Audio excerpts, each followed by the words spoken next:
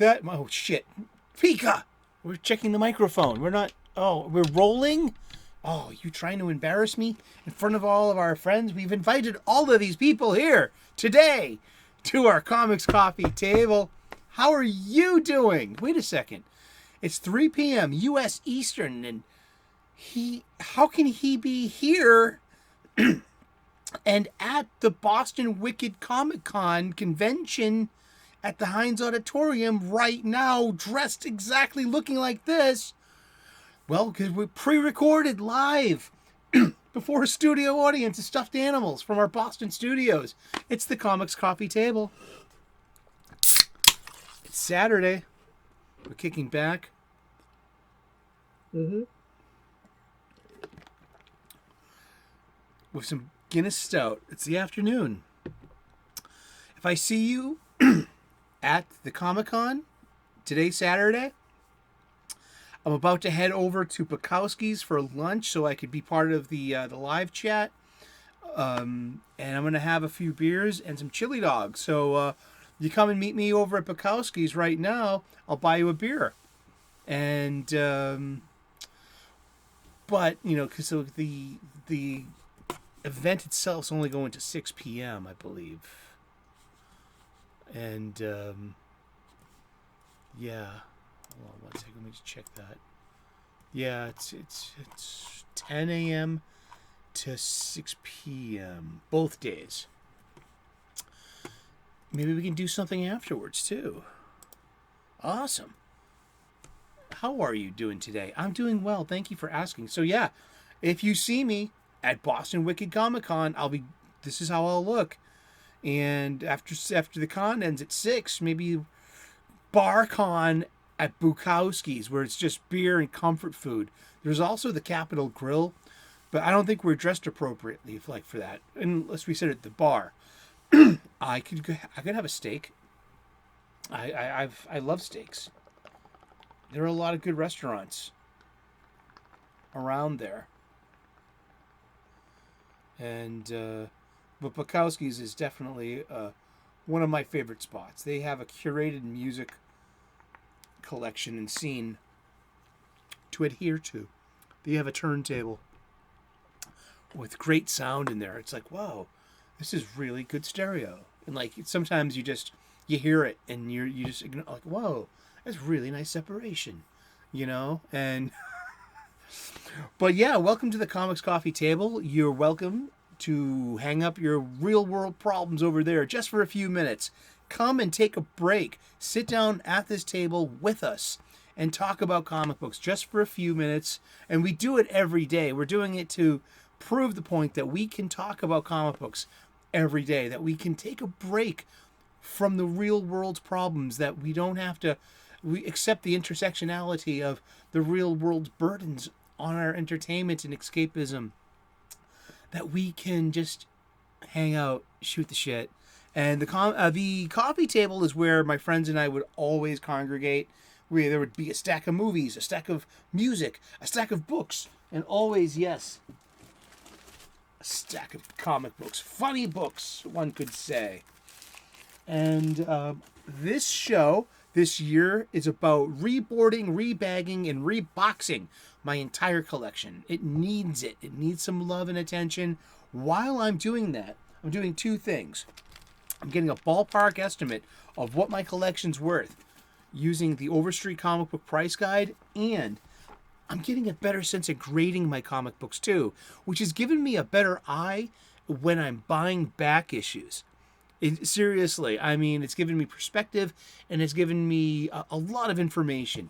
So along the way, I'm learning how to grade comics and price them, you know, in a way.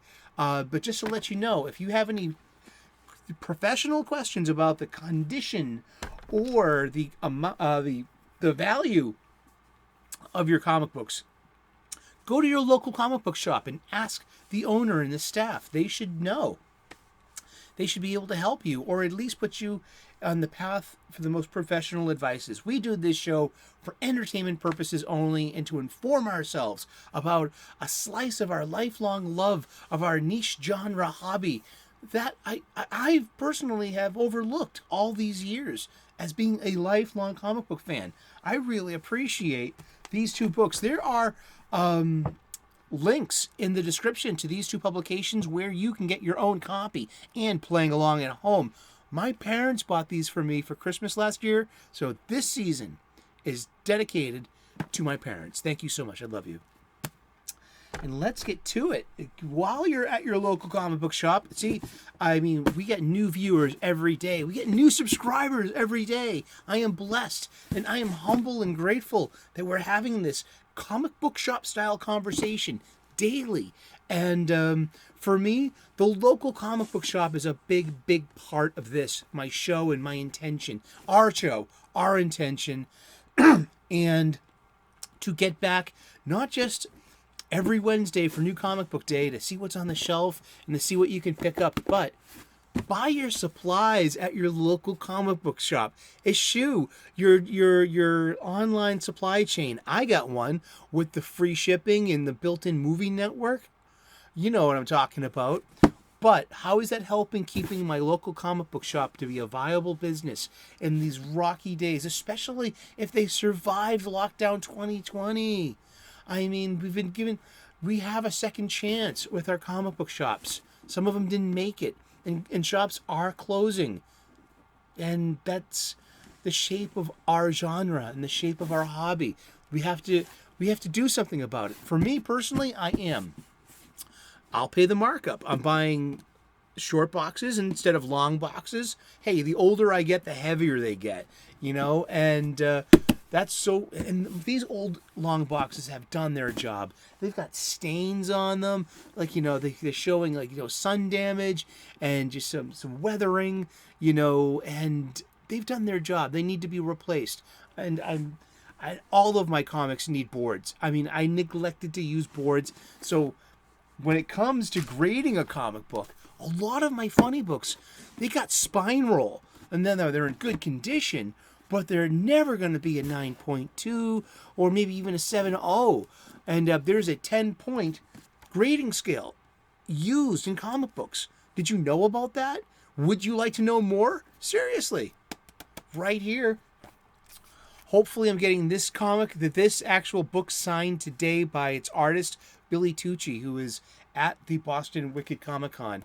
Well, I do tape this ahead of time, so cancellations do happen at Comic Con. So, if your favorite artist, you heard he canceled, he or she canceled, or they canceled, be forgiving. Something might have happened. Maybe someone got sick, and we don't know the full story. And so yeah, and I'm gonna be dressed just like this. And tomorrow too, I'll wear the blue shirt. Well, I'm gonna pimp the channel and pimp the show, and I'm not able to make the show today because everyone knows he's at a con. So I'm gonna make as many video notes as I can, and hopefully you're tuned in. You've been tuned into that all day already. My antics at Comic Con. It's a real comic book convention. I'm looking forward to long box diving, getting Marvel Star Wars number 61. I could have got it for $5 last year. I had run out of money. Hey, Brian offered to pay for it, and I was a little shy, but I'm gonna get that. I want that on my spinner rack. Yeah, I'm gonna get some copies of some Super Society, the Secret Society of Supervillains from the late 70s, that DC magazine, the thematic opposite of Batman Brave and the Bold. Those are my wheelhouse days, and I'm looking forward to getting some Bronze and Copper Age funny books. Because that's the collector I am now.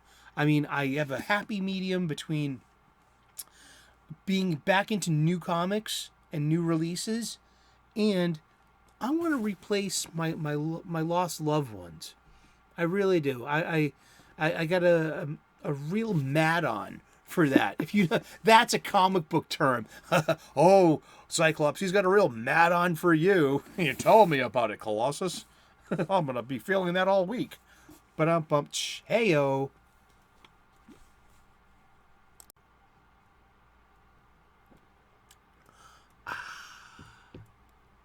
All right. Well, I've opened up a new pack of 100 comic storage boards, modern size, archival, coated on one size, $14.99 for 100 of these bad Larrys. I should have been using them all along.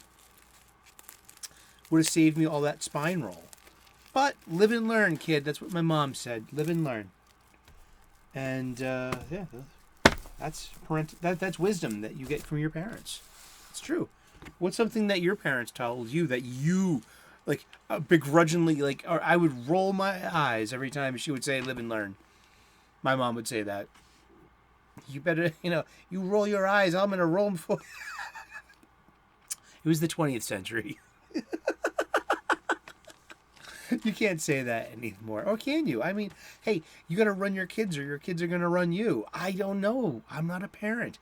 So, I mean, we all make our own deal with our own kids, correct? Indeed. So, I'm woefully behind on boarding, but I wanted to show this. So, we still have to board up a lot of what I call DC Prime. Earth Zero here.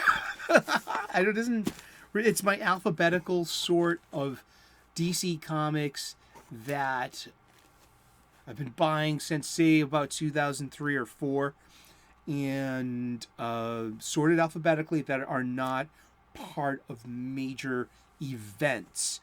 So those may be in different boxes, such as the DC Crisis long box. I know that Green Lantern. Half of my Green Lanterns over there playing in the blackest night storyline, and the War of the Colors, and the Sinestro Corps War. All these really fun Jeff Johns comic books. He did about 4 or 5 years. 4 years leading up to Blackest Night, and that took about mostly all year long, and had really good consequences and repercussions, and was really cool, as we already know. But yeah, Adventure Comics. Now this is interesting. This is a Jeff Johns magazine, so this is leading off alphabetically my I thought I had the issue 0 for this as well. There might be. If I find it somewhere else, we'll notice it. And but Adventure Comics, this is basically this is the namesake of one of the oldest running DC comic books. It ran, I'm going to read this from the wiki. Adventure Comics is an American comic book series published by DC Comics from 1938 until 1983, and revived from 2009 to 2011. In the first era, that series ran for 503 issues, and 472 of those after the title changed from New Adventure Comics, making it the 5th longest running DC series behind Detective, Action, Batman, and Superman. Adventure ran throughout the entirety of the late Golden Age and into the Silver Age, and it was the home of Superboy as well. The new series was revived in 2009 through a new #1 issue by artist Clayton Henry and writer Jeff Johns. It returned to its original numbering, with number 516 in September of 2010. The series ended again with number 529 in October of 2011, prior to a company-wide revision of the DC comic book superhero line known as the New 52. And that's the fate of Adventure Comics. But here it goes. Adventure Comics began its nearly 50-year run in December of 1935. So the golden age of superhero comics begins in 1938 with Action Comics #1, and then the first appearance of Superman. I gotta sneeze. Bless you. Thank you, Pikachu. Wow. And Adventure Comics began its nearly 50-year run in December 1935 under the title New Comics, which was only the second comic book series published by National Allied Publications, now DC Comics. The series was retitled New Adventure Comics, with its 12th issue in 1937 and issue 32 in November of 1938, saw the title changed again to Adventure Comics, which would remain the book's name for the duration of its existence. It was originally a humor comic. It evolved into serious adventure.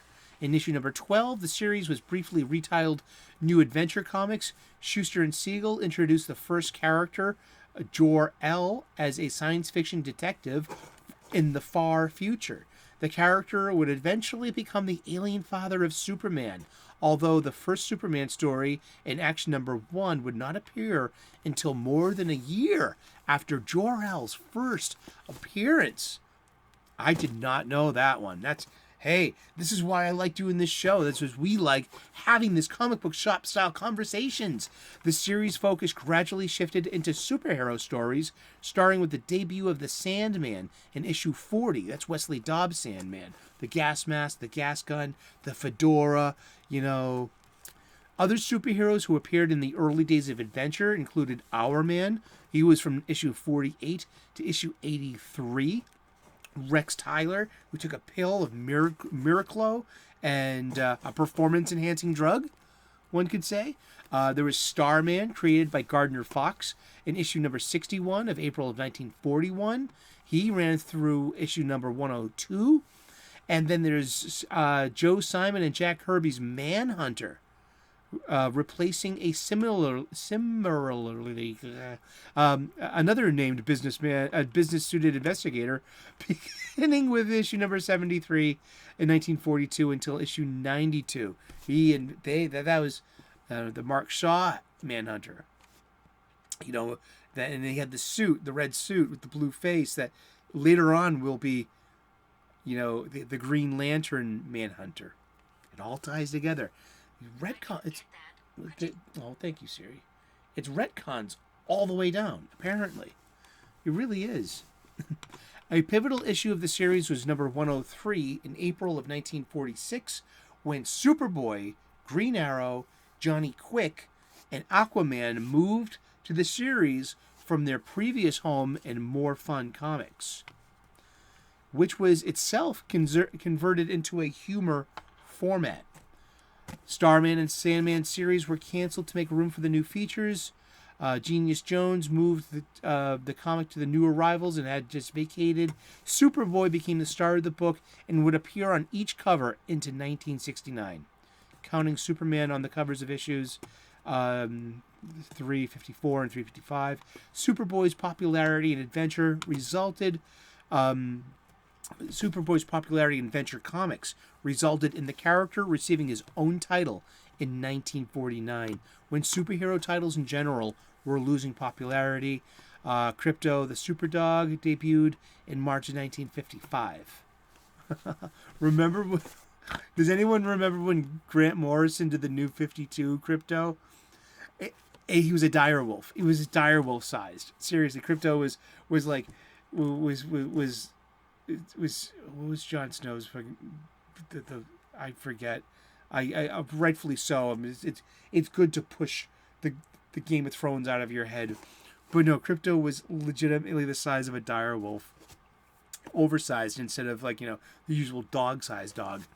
That was funny. But yeah, so that's the wiki history on Adventure Comics. So we see Adventure 50. This would be the legacy number right there. Francis Manapul's a wonderful artist.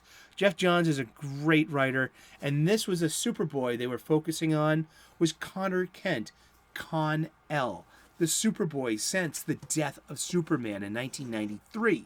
Oh, I love this Manapul art. This is really good stuff. And he's back from the dead. He was killed by Superboy Prime in the Infinite Crisis. He came back in Final Crisis, Legion of Three Worlds, and this is the world he came back to. He is a clone. He's half Kryptonian and half human. We know who his Kryptonian half is. Of course, it's Kal-El, the Superman. But did we know that his human DNA half is Lex Luthor? So he is the synthesis between these two polaric opposites. And not to mention his tactile telekinesis. That's a superpower that Superman doesn't have, I believe. That's like Con-El. He has the Earth name of Connor Kent. And he lived with the time, too, with Ma and Pa Kent on the farm in Smallville. And it was a big part of the Young Justice team and the early 2000s Teen Titans team before he got murdered by Superboy Prime in Infinite Crisis. And he's a great character. He was Tim Drake Robin's best friend. Oh, and this has a second feature, Legion of Superheroes. That's poor, long-suffering star man, Tom Keller. I love him. He's a great character. But look, here we go. It's Krepto. And Ma Kent. And growing up on the farm, living a farm life. Getting the Boy of Steel. Look at that splash page. You might think that it's like, hey, there's not a lot going on here, but I get a lot of like, you know, of great art here. I mean, this is just really good. I like that a lot. And Navy. Hey, who is this ad? Who are these ads for? I mean, we got Arkham Asylum. We got dings. We can see some. We got dings. We got Spine Roll. Of course, this is an Eric O'Sullivan magazine, but everything else is really good. Very tight. Aw. And look, he saves someone, and she's like, you know, wants to reward him with the kiss. They're like beautiful young people. I mean, that's romantic. Or used to be. Oh, look, Blackest Night action figures. That's Earth 2 Superman. Black Lantern, Earth 2 Superman, huh? Atrocitus, St. Walker, Alpha Lantern Boudica. She literally traded in her heart to be replaced with a lantern battery, making her less human and more like a manhunter. This is like Green Lantern lore. This is some good stuff. And coming soon, in the aftermath of Final Crisis, the new Batman and Robin team. Dick Grayson as Batman. Damian Wayne as Robin. Krepto is so happy to see Superman. I love that. Isn't that cute? I love Superman. I love Superboy. You know what I mean? This is not a wasted panel. Feed the dog, you know, before you feed yourself. I think that's cool. And that's like, wouldn't it be cool if, like, you know, all young people did that? And here, like, we have this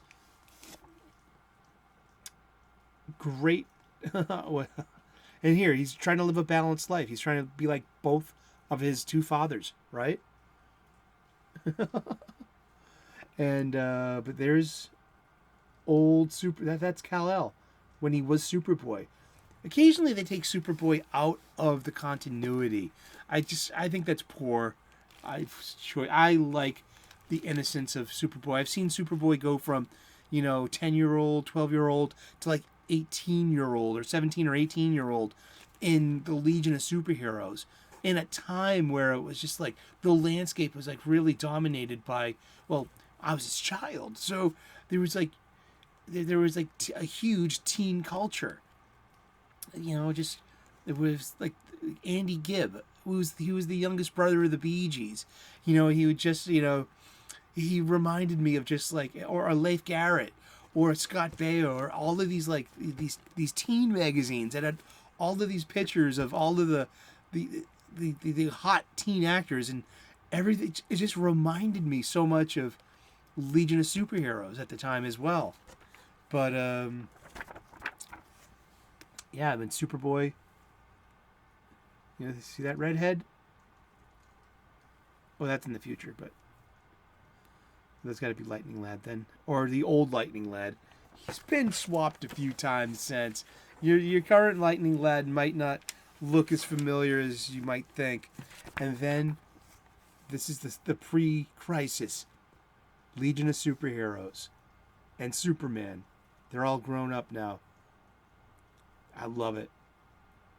I love that Jeff Johns style of icon, pointing out each one. It's like little, like, like a little data point. Sometimes I think you need that in these large casts, in a splash page such as this. You might, this might be your first issue. You might not know who Dawn Star and Wildfire are. I mean, exactly. I mean, geez, and that's, so we do have the pre-crisis Legion. They're still there, huh? I think so. There is a new Legion that Brian Bendis did. Yeah, Starman, who's in the past, in the 21st century, trying to help out. He was the Starman of the Justice Society of America for a while, and but he's got a really interesting story. He suffers from mental illness, and he takes medicine to cope. I mean, it sounds like a lot of people I know, including myself. I take something to sleep, and I take something to help me cope with my workday, and under my doctor's guidance and prescription. And here's issue number 2. Oh, we were supposed to board that. Hello? Where's the boarding? But this issue is only worth $3. That's so fine. I mean, look, we got Batman ads. PS3. I never played Arkham. I heard people love Arkham. It's its own continuity. It's its own story. Is there comic books for that? Such as, like, Injustice has a huge comic book following. It really does. But Tom Taylor wrote those stories, and he was pretty good. I got 2 and 3, and they follow the legacy numbering underneath. It looks like a watermark almost underneath the issue number. And remember, oh, he's on a date.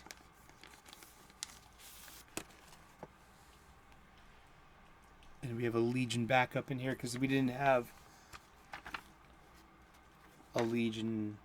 And this was $3.99 in 2009. Damn. Almost 15 years ago. This is 14 years ago. Aw. Cassie Sandsmark, the Wonder Girl. And ex-girlfriend of Connor Kent. Well, what, did they break up, or did he just like, oh, look, they're kissing. Aw, they're on a date. And see, this is a Jeff Jones. They're having supper. This is dialogue over a supper table. Oh, what is that? Oh, wow. Oh, wow. Look at that page. I folded that in on purpose because it has a printing error that includes that there was a miscut. Ooh, none of that matters for, like, worth, I think. Because, look, we got spine roll, of course. And but overall, this is a really pristine, funny book. Great. Jeff Johns. Jeff Johns was everywhere in the first decade. And I think that Jeff Johns is like Captain Kirk. Captain Kirk's best destiny was being, a starship commander, especially with his Enterprise crew. And but it's that was like, did Spock say that about Jim? Your best destiny is commanding a starship.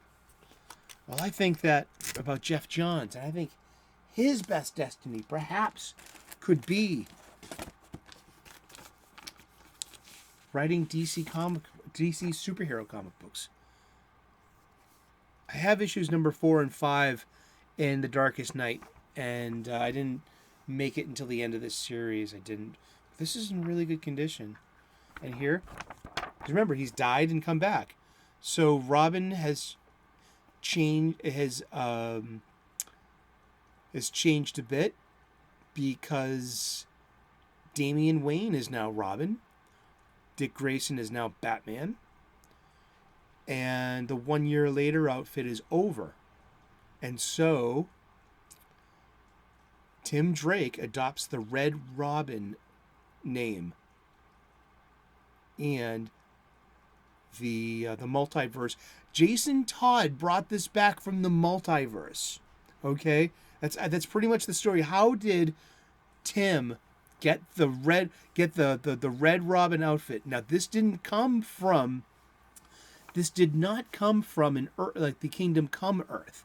This came from a parallel Earth where Batman, I think, avenged Jason's death, but by killing Joker, retired.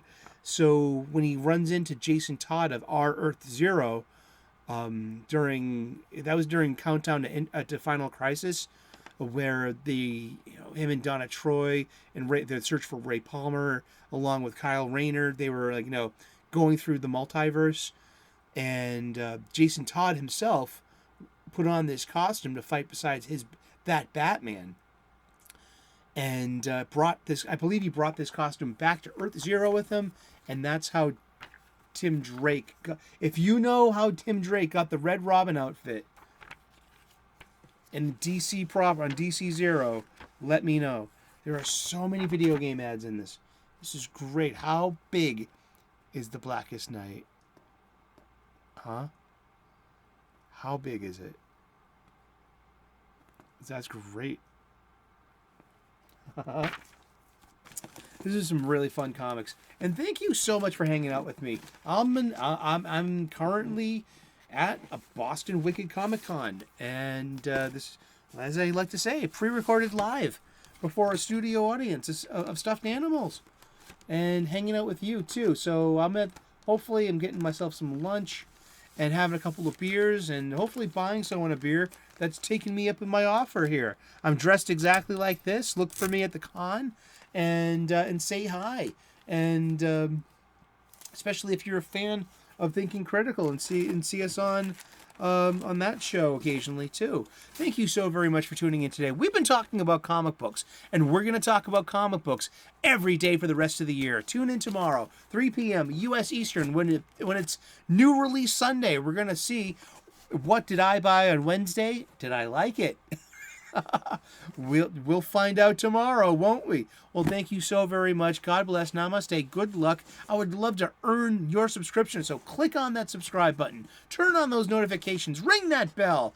Make it rain. Yes, that's how we talk here, right? Thank you so very much, and we will see you again tomorrow in those funny pages. Ciao. Bye-bye.